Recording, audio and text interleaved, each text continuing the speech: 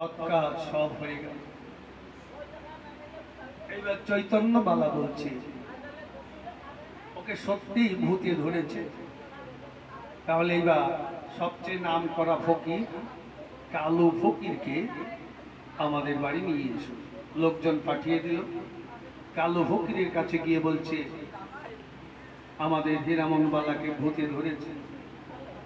কালু ফকির বলছে যে কোনো ভূত, আমার 14 গোষ্ঠী এই ভূত তাড়ানো গোষ্ঠী, সবাই ভূত তাড়ানো, আমাদের নাম শুনলেই ভূত পালিয়ে, কোনো ভয় নেই। চলো আমি গিয়ে যে কোনো ভূত হোক সেই ভূতকে তাড়াবো।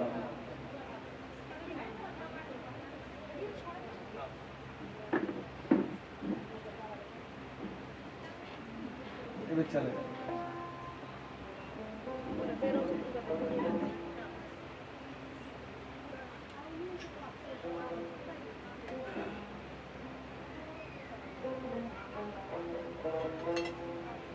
ওই এলো রে কালু ফকির হীরামনের বাড়িতে। কালু ফকির হীরামনের বাড়িতে কাল্লা বলিয়েছে যে ছাড়িল জিগি, কাল্লা বলিয়াছে জিগির ছেড়ে দেয়। বাবা বাড়িতে এসে উপনীত হয়। কোথায় সে রুগী আমি দেখিবারে চাই।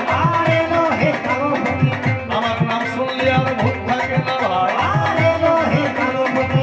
আয় আয় বলে তখন ডাকিতে লাগিল। হীরামন একদমনে প্রভুর নাম জপিল।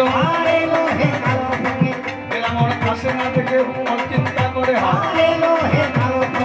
গন্ডি কেটে তখন রুলের আঘাত দেয়।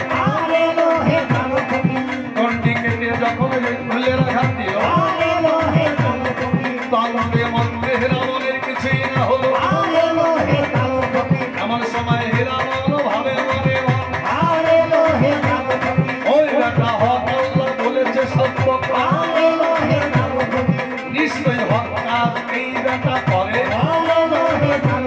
হীরামন তখনই এলো ধীরে ধীরে।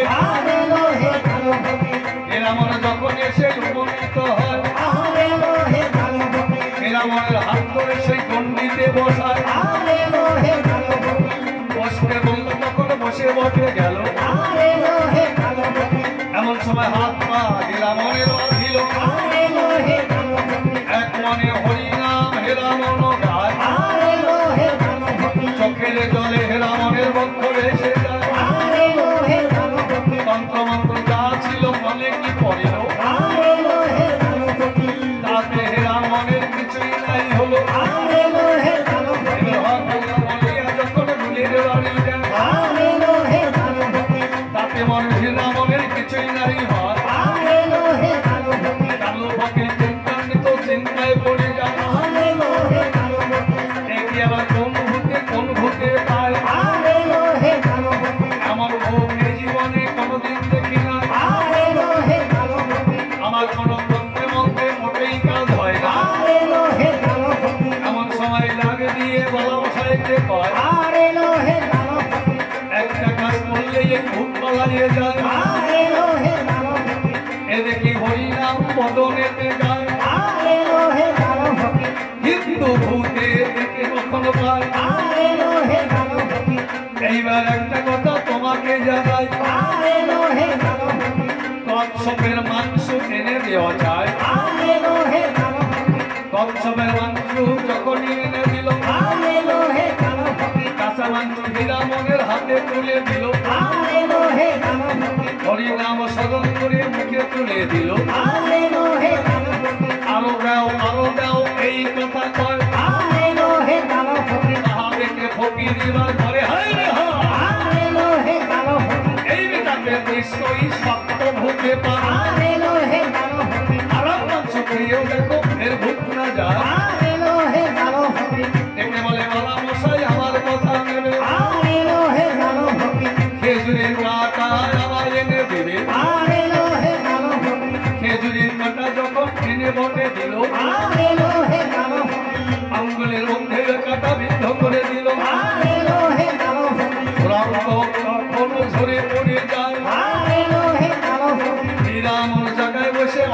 হয়ে যায় তাতেও সেই বোধ মোটেই নাহি যায়। এমন সময় ডাক দিয়ে বালা মশাইকে কয় ডেকে বলে চৈতন্য বালায় আমার কথা দেব,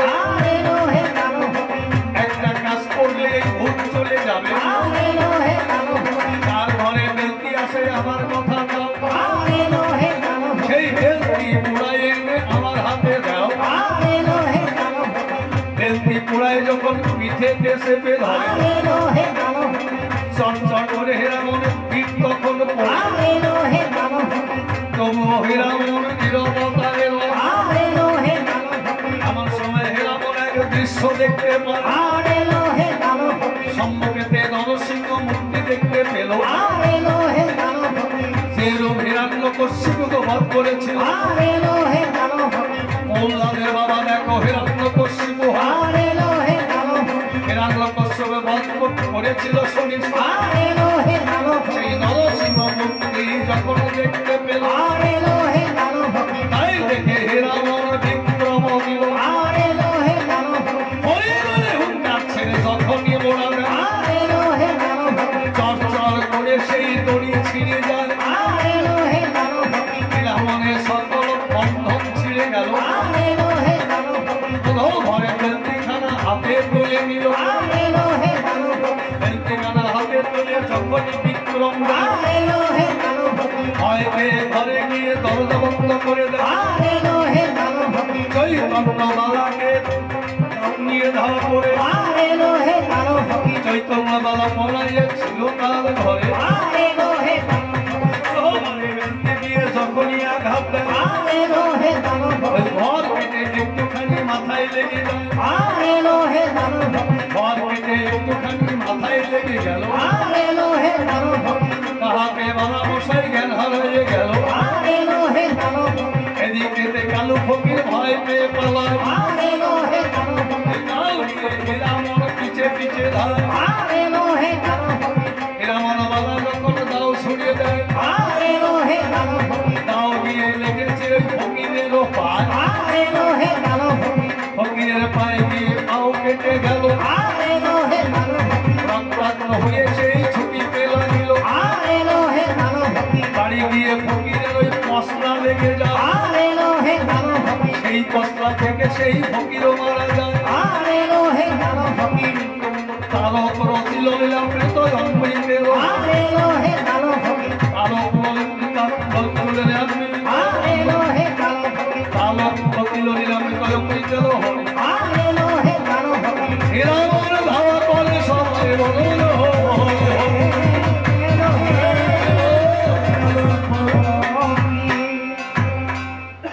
এখন হিরামন পাগলে এই রুদ্রমূর্তি দেখে কেউ সামনে আসে না, সবাই ভয় পেয়ে যার যার ঘরে গেছে। এখন ঘরে গিয়ে সবাই প্রাণ ভিক্ষা করছে, সবাই বলছে বাঁচাও বাঁচাও, সবাই বলছে বাঁচাও বাঁচাও। এই বাঁচাও বাঁচাও আত্মনাদ যখনই শুনলো হিরামনের সেই রুদ্রমূর্তি সেই বিক্রম মূর্তি সাম্য হয়ে গেল।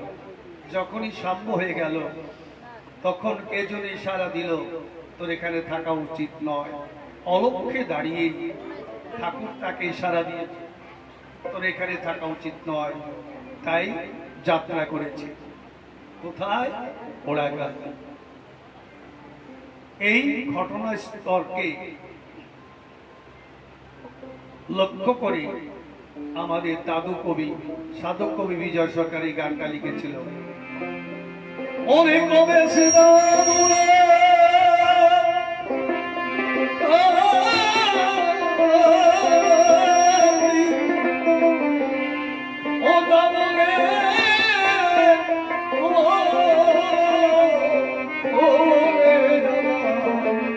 আমার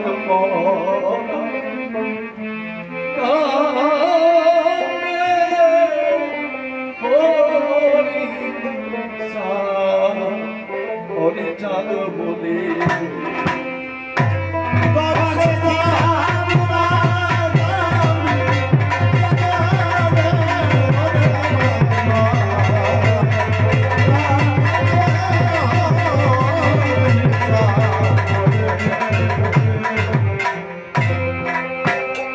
সে যে প্রেম নদী, ও বিন্দু বিন্দু নদী গো,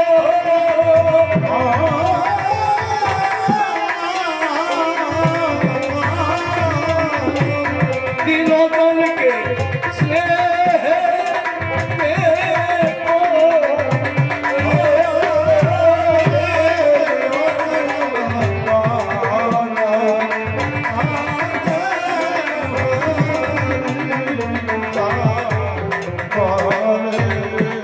একটা বাস্তব কথা, ভগবানের কাছে সবাই সমান। তবু কয়বার উচ্চ কুলে জন্ম নিয়েছে ভগবান হলেও ক্ষত্রিয়, বৈশ্য, শূদ্র, বৈশ্য, ব্রাহ্মণ এই নিচুদের মধ্যেই বাড়ি এলেন। তাই দেখে দুঃখী তাপে যারা যায় তাকেই ঠাকুর কোল দেয়। একটা দরিদ্র ছেলে লোকের বাড়ি কাজ করে, দেখলো আসতে মা, দেখলো মতুয়ারা ডাক্কা বাজায় বাজায় সাতপাড় গ্রামে যাচ্ছে মহোৎসব করতে। ওই ছেলেটা গিয়ে বলছে, তোমরা কোথায় যাচ্ছ? আমরা সাতপাড় মহোৎসব হবে, কোলাকান্দি থেকে হরি ঠাকুর আসবে, তুমি যাবে? বলছে আমার যাবার উপায় নেই। কেন জানো? আমার ছোটবেলায় মা মরে গেছে, আমার ছোটবেলায় মা মরে গেছে গো। তাই আমার পিতা আমার বিবাহ করেছে, সে আমার খেতে দেয় না, তাই আমাকে জমিদার বাড়িতে রেখেছি। আমি এই গরু চড়াই, সারাদিন পরে দুটো খেতে পাই, আমার যাবার সময় নাই, আমার হরি ঠাকুর দেখা ভাগ্য হবে না, কারণ এই গরু না চড়ালে তো আমায় খেতে দেবে না। এমন সময় ওই ছেলেটা বসে বসে কাঁদছে, এমন ভাগ্য নিয়ে আমি জন্মেছি, সবাই দলে দলে ঠাকুরকে দেখতে যাচ্ছে, কিন্তু আমি এমন ভাগ্য নিয়ে জন্ম নিয়েছি, সেই ঠাকুরকে দেখার ভাগ্য আমার হয় না। আমার সময় এই কান্নার ধ্বনি ঠাকুরের কর্ণে পৌঁছে গেল। দেখুন বাবা, বহু মতে বহু পথে অনেকে ভজন সাধন করে, কিন্তু চোখের জলে ভগবান সহজেই ধরা দেয়। চোখের জলে ভগবান যে বাধা পড়ে যায়,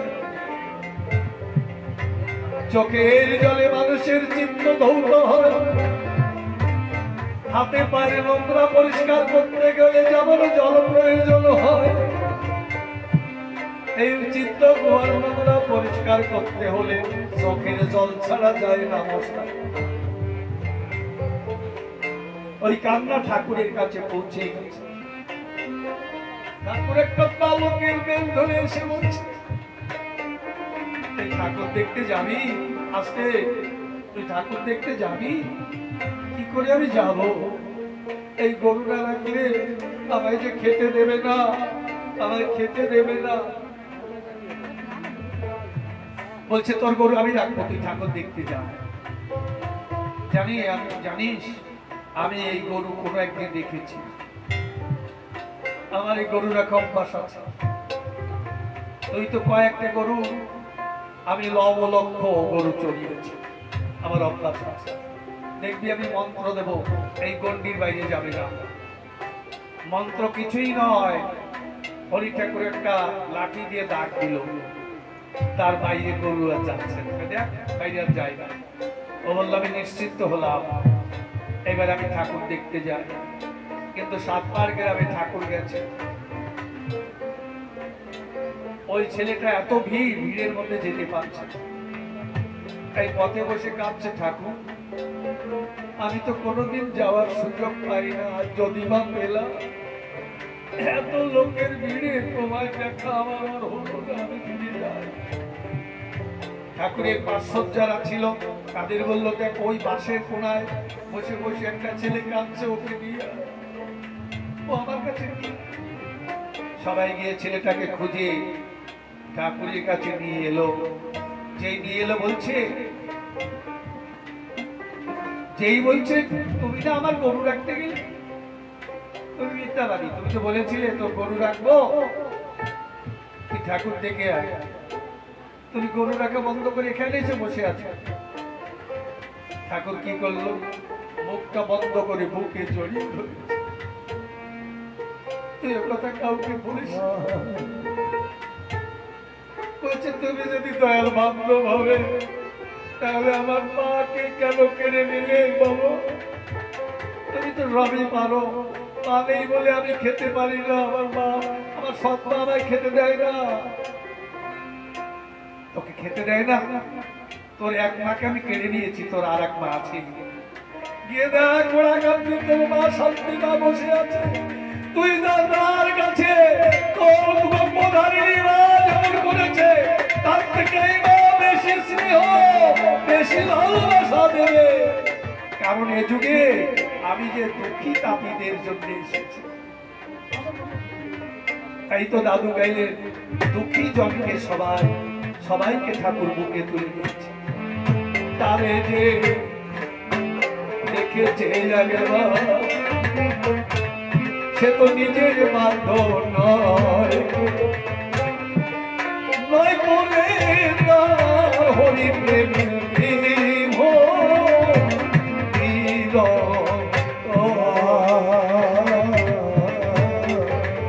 হরি চাঁদের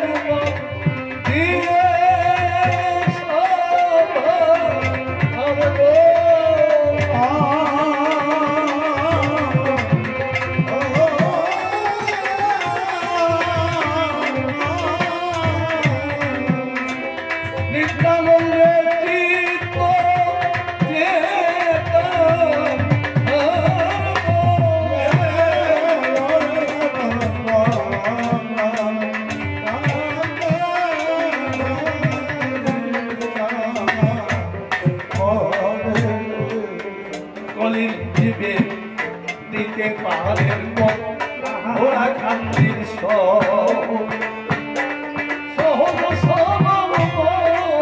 পথের পরে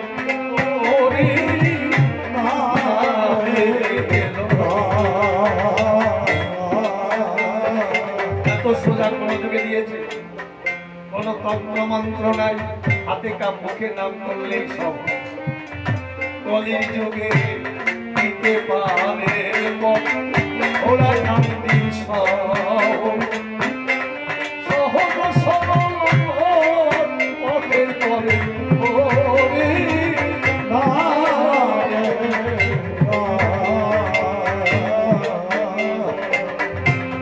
রথে উঠেছিল ওরে মৃত্যু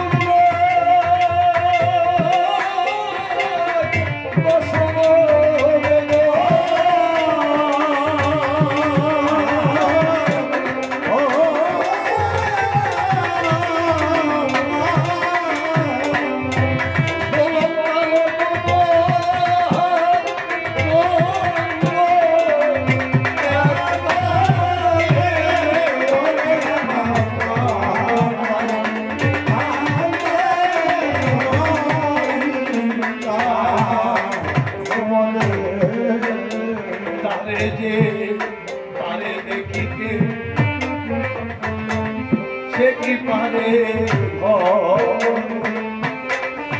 ঘরে থাকিতে ঘরে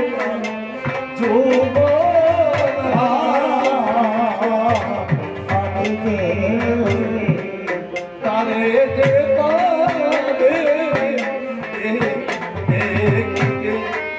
সে কি পারে ঘরে থাকিতে ঘরে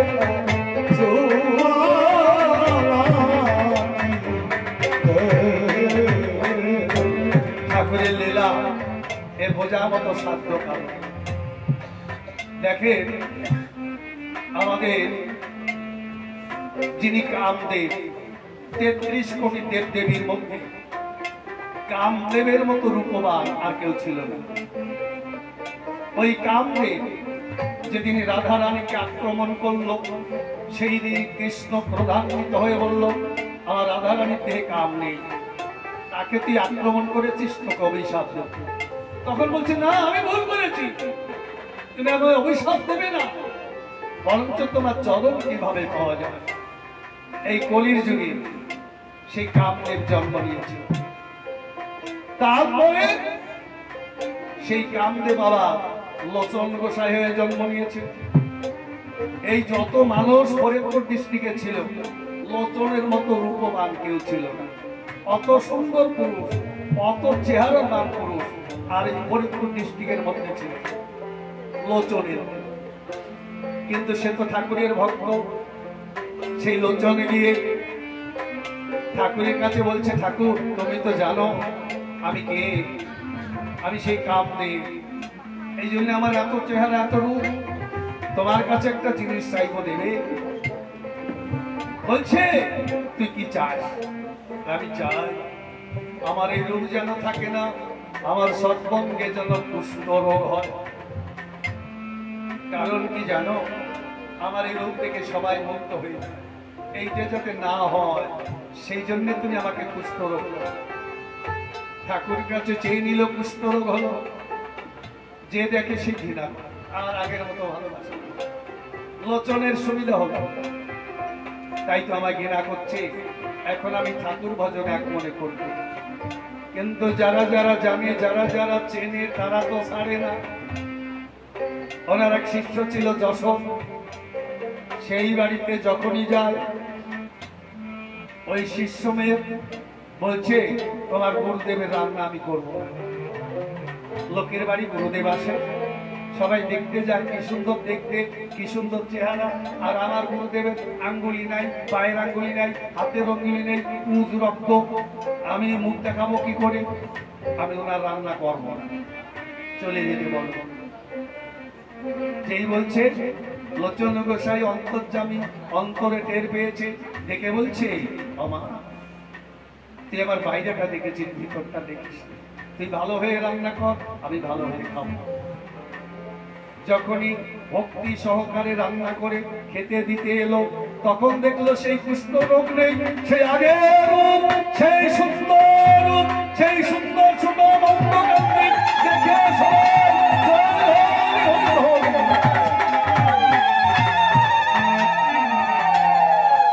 তারে যে আরে দেখি দেখে পারে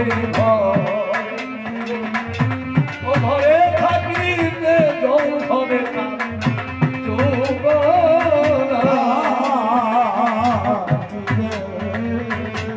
পাগল বিজয় বলে দিন থাকিতে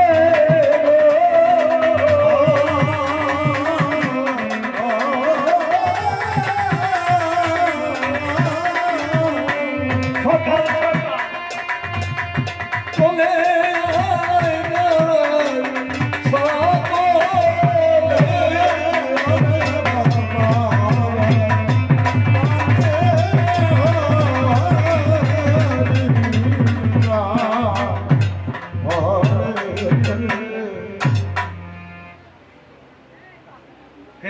পাগল ঠাকুর বাড়ি পৌঁছে গেল।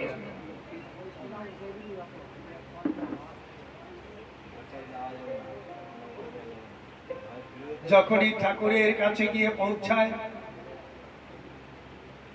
এমন সময় ঠাকুর সঙ্গে সঙ্গে তাকে বুকে জড়িয়ে ধরেছে।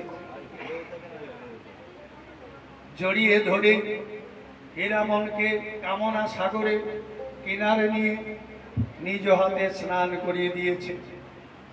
যখনই স্নান করিয়ে দেয়, এইবার ঠাকুরও স্নান করছে।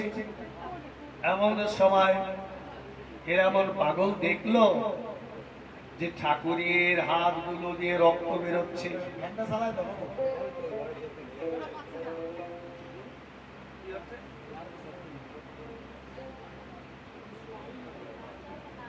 গরমটা একটু বেশি মাত্রায় পড়েছে।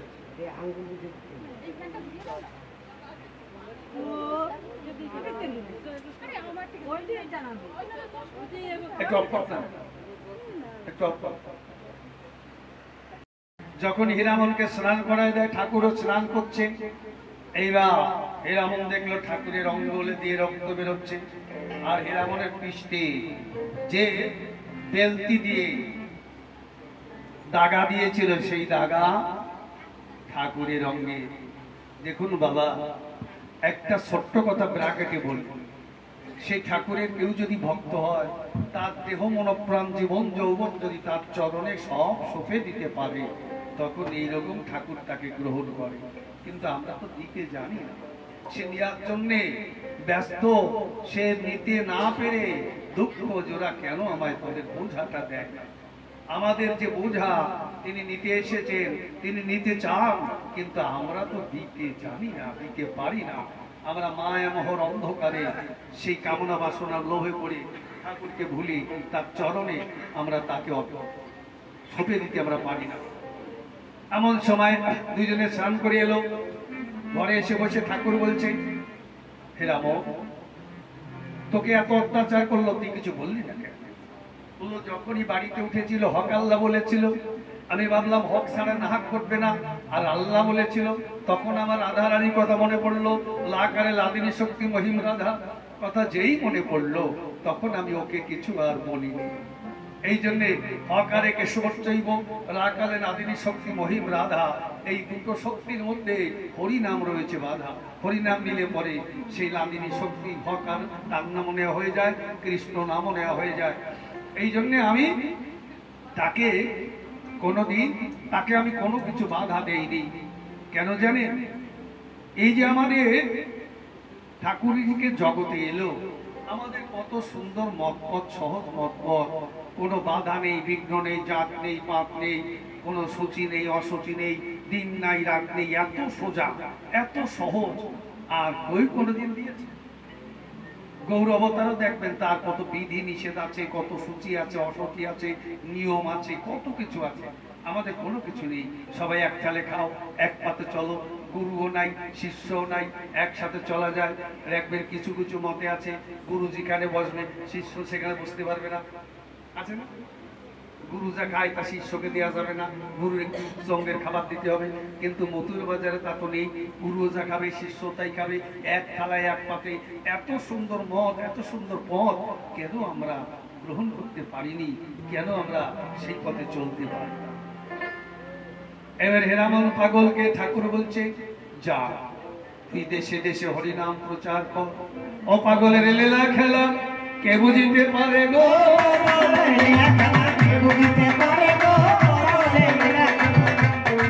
হরি ঠাকুর যখন তাকে আদেশ দান করে, অমনি ঝাল দিল জলে রহি করে, দিয়ে 7টা গ্রামে উঠে যায়। একজনকে ডাকে দিয়ে হীরামন কয়, গোবিন্দের বাড়ি যাবো, আমার কথা নিবি, তোদের নৌকায় করে আমায় নিয়ে যান। নৌকাতে পাগল মনে করে যখন নৌকায় যেতে চায়, পাগল মনে করে উঠাই নাই। এমন সময় গোবিন্দ নামে যেজন ছিল, বাজার থেকে সুন্দর জোড়া ইলিশ মাছ কিনে দিল। তখন মাছ ওজনে বিক্রি হতো, জোড়া সিঙ্গেল কয়টা নেবা পিস হিসেবে বিক্রি। সেই দুটো ইলিশ মাছ কিনে নিল কে? গোবিন্দ। কিনে নিয়ে বাড়ি যখন যায়, ভাবে আমার পাগল যদি আসতো, আমার পাগলকে সেবা দিলে ইলিশ মাছ, আমার জীবনটা ধন্য হতো। এই কথা মনে মনে করেছে চিন্তন। তাদেরকে হীরামন পাগল জলে ঝাঁপ দিল, ঝাঁপ দিয়ে গোবিন্দের বাড়ি উঠে যায়। সেই বাড়িতে গিয়ে যখনই দাঁড়ায়, গোবিন্দ আনন্দেতে লাচিতে লাগিল, আমার মনের আশা আজি পূর্ণ হলো। পাগল দেখো আমার বাড়িতে উদয় হয়, এমন সময় নৌকা নিয়ে যারা বেরিয়ে যায়, তারা দেখে পাগল আমাদের বাড়ি এসে হয়, আমরা নৌকা বেয়ে অনেক পরে এলাম হয়। আমাদের আগে পাগল কি করে বাড়িতে গোবিন্দের ইলিশ মাছও খেলো, আনন্দেতে সকালবেলায় ছুটিয়া চলিল। কোন দিকে পাগল যায় খুঁজে নাহি পার, যুধিষ্ঠির বাড়িতে গিয়ে হয়েছে উধার। যুধিষ্ঠির অঙ্গে তখন জল দেখা যায়,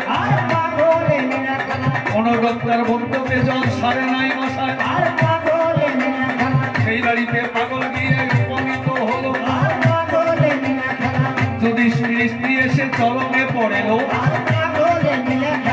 ডেকে বলে পাগল আমি তোমাকে জানাই,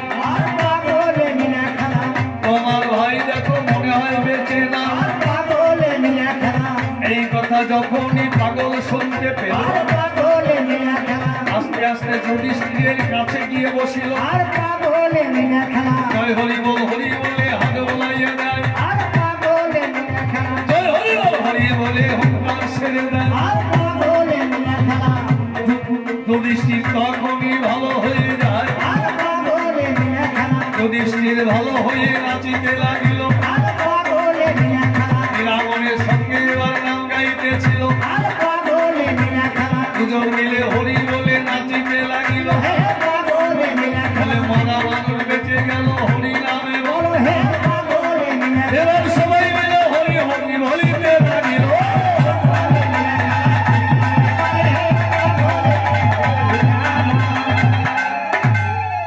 পাগল রাস্তায় বেরিয়েছে, রাস্তায় বেরিয়ে যে যখন মন দিয়ে টানে তখন সেই দিকেই যায়। দেখেছেন অবস্থাটা কেমন, কোন দিক যাবে তার নিশানা নেই। আর যখন যাবে তখন কাউকে বলে না কোন ভাগে করবো। আগে বলছিলাম ওরা অষ্টাঙ্গ যোগ সাধনা জানে, এই দেখেছ এই কোন পথে গেল, জলে গেল না শূন্যে গেল, কেউ তার খবর জানে না। কোথায়? বাল্যকের বাড়িতে গিয়ে উপস্থিত হয়েছে। বাল্যকের বাড়িতে গিয়ে যখন উপস্থিত হয়, বাল্যক খুব আনন্দ পায় পাগল এসেছে। কিন্তু তার পাগল যখনই যায় তার আগে সকালবেলা ওই বাড়িতে ওরা দুগ্ধপোষ্য গাভী মারা যায়, কিন্তু সেই বাছুরটা আছে, গাভীটা মারা গেছে আর মা মা বলে কাঁদছে। এদিকে পাগলের বাড়ি গিয়ে, পাগল ওই বাল্যকের বাড়ি গিয়ে বলছে আমার সিলুম খাবো।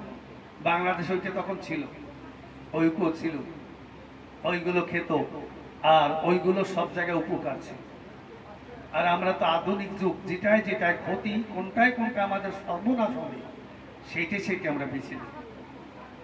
ওই হুকো ছিল আমার বাড়ি তো আছে, কিন্তু সময় সময় খাওয়ার সময় হয় না, ওই ঠাকুরনগর থেকে কিনে নিয়ে আসে। ওর সব জায়গায় উপকার। কয়দিন আমার বাড়িতে লাইন দিত, ওর কার কার রোগ হয়েছে হুকো জল নিতে আসে। ওর সব জায়গায় উপকার। ওর সাইডে যদি দাঁত মাজে মরে যাওয়ার আগ পর্যন্ত তার দাঁত পড়ে। জল যদি চোখে দেয় চোখের দৃষ্টি নষ্ট হয় না, যদি পেটে দেয় পেটের গরম নষ্ট হয়ে যায়। আরো কি হয়, সিলুম খেলে গ্যাস হয় না, গ্যাস্ট্রিক আলসার হয় না। আমাদের এখন গ্যাসে 15 মানুষ ভোগে, কিন্তু সিলুম খেলে গ্যাস কমে যায়। তা আমরা তো সেটা করবো না। বিড়ি খেলে সিগারেট খেলে গ্যাস বাড়ে, ওইটাই খাবো, সোজা রুচি তো দরায় নিলে হয়ে যায়। আর ওটা তো আমার দামে আগুন রাখতে হয়, কত কিছু হয়ে যায়। সেই হীরামন পাগল সিলুম খাচ্ছে। এই সময় গিয়ে ওই বাল্যকের মা বলছে সবই তো ভালো বাবা পাগল, আর সকালবেলা আমাদের গাড়িতে মারা গেছে, ওই দেখো ওই বৎসটা কিভাবে খাচ্ছে। উনি ভালো মন্দ কিছু না বলে ওই সিলুম দিয়ে এমন এক বাড়ি দিয়েছে, এক বাড়িতে মরি গেছে। বাল্যকের মরিয়ে যেই যায়, একে একে সংবাদ গ্রাম ভরে পৌঁছে যায় যে বাল্যকের মাকে মেরে ফেলেছে পাগল। কেউ বলে পাগলের ধর, কেউ বলে পাগলের মা। বাল্যক বলছে পাগলের গায়ে কেউ হাত দেবা না। কেউ বলছে ঠিক আছে দরকার নেই, থানায় যাও। তখন তো থানায় খুব কঠিন ছিল, একটা মার্ডার হলে কয়েক গ্রাম লড়িয়ে যেত। এখন তো সস্তা হয়ে গেছে, মরে গেলে কেউ খবর নেই। কেউ বলছে থানায় যাও। এমন সময় পাগল কি করলো, ওই বাড়ির থেকে ছুটে ছুটে ওই মাঠে গেল। মাঠে গিয়ে সেই মরা গাভীটাকে ফেলে এসেছিল কচুরির মধ্যে, গিয়ে লাথি মেরে বলছে ওই দেখ আমার বোন কাঁদছে, তুই যাবি না? ওই দুধ দিয়ে যায়, ওই লাঠি দিয়ে যেই দিল, ছুটতে ছুটতে মরা গাবে এসে দুধ দিচ্ছিল। এমন সময় হীরামন পাগল বলছে, বাল্যক তোর মা মরে গেছে, শঙ্করধ্বনি উলুধ্বনি করো সর্বজনে। শঙ্করধ্বনি উলুধ্বনি যখনই করিল, সেই সময় বাল্যকের মার জ্ঞান ফিরে এলো। সকলে বলে, দেখো পাগল মানুষ নয়, মরা মানুষ মরা গাভী বাজাইয়া দেয়। পাগলে প্রশংসা করিতে লাগিল, তাকায় দেখে পাগল যেন কোথায় চলে গেল। অনেকে মিলে তারা খোঁজাখুঁজি করে, কিছুতেই পাগলের দর্শন নাই মেলে। ওইখান থেকে বেথুরে গ্রামেতে যায়, আশ্বিন মাসের কথা বলিয়ে সবার। গোবিন্দের বাড়ি দেখো দুর্গা পূজা হয়েছিল, গোবিন্দের বাড়ি যখন দুর্গা পূজা হয়, সেই বাড়িতে গিয়ে হয়েছে উদয়। ষষ্ঠী সপ্তমী কেটে যখন গেল, অষ্টমী পূজার দিন হীরামনও গেল। ব্রাহ্মণে বসে পূজা আরম্ভ করে, আমার সময় হীরামন গিয়ে রাখি ঝরে। মামা বলে হীরামন করেছে ক্রন্দন, তবুও মায়ের দয়া হলো না কখন। হীরামন প্রথম শান্ত ছিল, মামা বলে কাঁদছে, কিন্তু মায়ের দয়া হচ্ছে না। তখন বলছে, মা তোর কি মনে নেই আজকে অষ্টমী? একদিন রাম শতষ্ট নীলপদ্ম দিয়ে তোর পূজা করতে যাচ্ছিল, আর সেই ফুল আনতে যাচ্ছিলাম আমি দেবীদহের থেকে একটু আগে যেটা বললাম হরিনামের উৎপত্তি এই দেবীদহের হয়েছে। দেবী যখন মারা যায় 108 বার মরেছিল, আর 108 বার মারা যায় ওই কণ্ঠের হাতটা তুলে রেখে দেয়। এই জন্যে মেয়েদের এই হাতটা নেই, পুরুষের আছে। 108 বার মরেছিল, দাহন করেছিল। যখন দাহন করে অগ্নিকুণ্ড প্রজ্বলিত হয়, হো হো করে শব্দ হয়, যখন নিভে যায় রিরি করে শব্দ হয়। এই হরিনাম পেল প্রথমে সর্বপ্রথম শিব আদিতে, এটা আদি যুগে, সত্য যুগে। তখন কোনো অবতার হয়নি, কোনো অবতার ধরা আসে।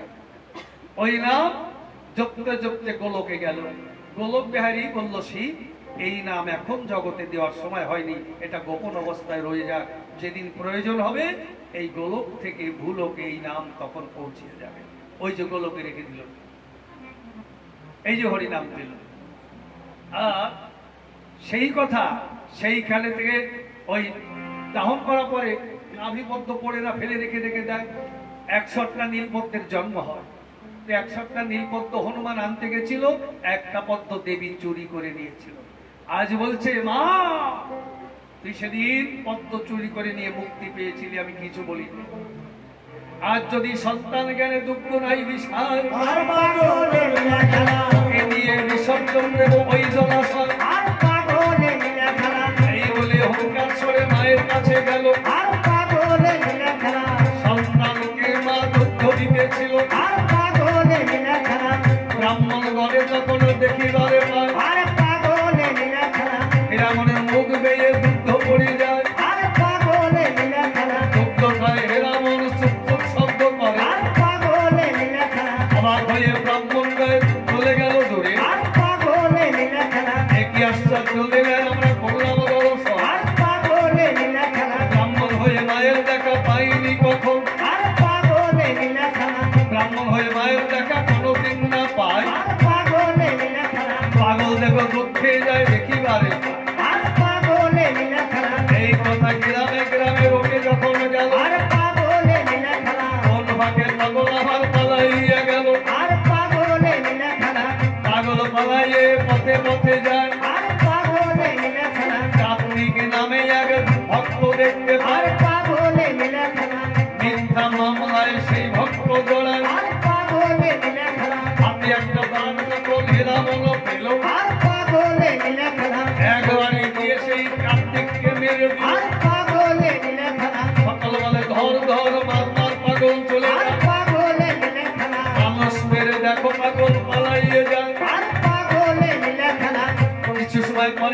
বিবেকের জ্ঞান ফিরে এলো। আর পাগলে মিলে খেলা, ওই দিন মিথ্যা মামলায় কার্তিক জিতে আর গেল। পাগলে মিলে খেলা। কি বলছেন? বাস দিয়ে বাড়ি মারে, মামলা জিতে যায়, এটা বোঝা যায়? কি বলবে? কিছু বোঝা যায় না। এরপরে এক মুসলমানও দেখিবারে পায়। আর পাগলে মিলে খেলা, এই দেখো একজন দরবেশ চলে যায়। আর পাগলে মিলে খেলা, সেই মুসলমান পাগলকে ধরে নিয়ে গেল। আর পাগলে মিলে খেলা, আমার বিবি রোগে দেখো মরতেছে বলো। আর পাগলে মিলে খেলা, সেই বাড়িতে গিয়ে তখন পাগল রেখে কয়, আর পাগলে মিলে খেলা, আমাকে কিছু খেতে দে সবাই। আর পাগলে মিলে খেলা, খোদার জ্বালায় আমি চলে যাই। আর পাগলে মিলে খেলা, তোর বাড়িতে আমি কিছু খেতে চাই। আর পাগলে মিলে খেলা, ওই মুসলমানের ঘরমি খেতে যখন দিল, আর পাগলে মিলে খেলা, খাওয়া শেষে পাগল ওই পেটে লাফি দিল। আর পাগলে মিলে খেলা, জ্ঞান হারাইয়ে যখন ঘুমে পড়ে যায়, আর পাগলে মিলে খেলা, সবাই বলে পাগল দেখো মানুষ মেরে যায়। আর পাগলে মিলে খেলা, একটু পরে বিবি জানে লোক ছেড়ে যায়। আর পাগলে মিলে খেলা, ডেকে বলে এই পাগল সামান্য তো নয়, আর পাগলে মিলে খেলা, নিশ্চয় আল্লাহর লফর হয়েছে উদয়। আর পাগলে মিলে খেলা, আল্লাহর লফর তিনি হবে জানি হয়। আর পাগলে মিলে খেলা, ওনার নাতি খেয়ে আমার রোগ চলে যায়। আর পাগলে মিলে খেলা, এইভাবে পাগল দেখো কত লীলা করে। আর পাগলে মিলে খেলা, একদিন উপনীত ওরা কান্দির পরে, আর পাগলে মিলে খেলা, ওরা কান্দি গিয়ে যখন উপনীত হয়, আর পাগলে মিলে খেলা, ঠাকুরের চরণে গিয়ে প্রণাম জানায়। আর পাগলে মিলে খেলা, তারও রচিলেন অমৃত অমৃত আর পাগলে মিলে খেলা, এরা বলো ওরা কান্দি গেল সবাই বলো।